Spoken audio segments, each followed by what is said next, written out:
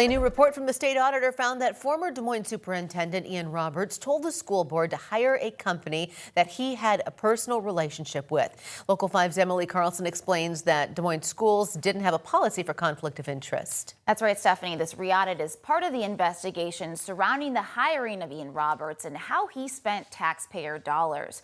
You remember Roberts was arrested by ICE last September for having an illegal gun. He was working as the superintendent of the state's largest school district despite being an illegal alien with no work authorization. Des Moines Public Schools asked the state auditor for the re-audit.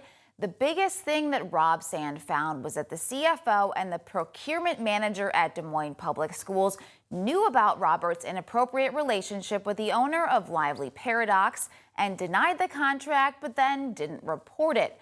The re-audit says that Roberts then waited until the CFO was out of the country and pushed the board to hire Lively Paradox. Roberts has co-authored 2 books with owner Nicole Price and was featured on her website.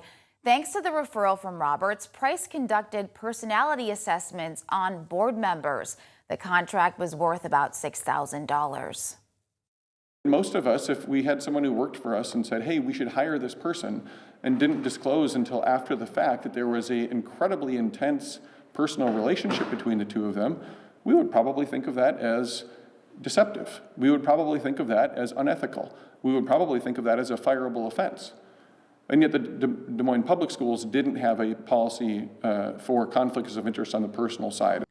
Sand also found that Roberts gave about $2,000 to nonprofits that was against school district policy and spent $47 on a Lyft ride in Texas that was unsupported.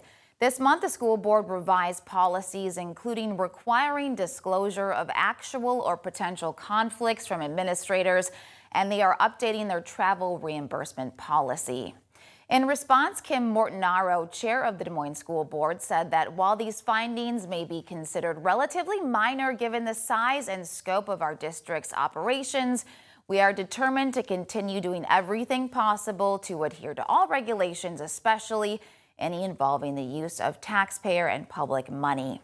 Sand said that there was another audit requested by a state senator into how the Iowa Department of Education does background checks into people who apply for a license, to answer the question as to how Roberts received a superintendent license even though he was an illegal alien. However, Sand said the Department of Education refused to give him any documents. We asked Governor Kim Reynolds for comment, and the governor's office sent us a statement saying Sand refused to outline the scope of his investigation, so the department declined to help. Stephanie.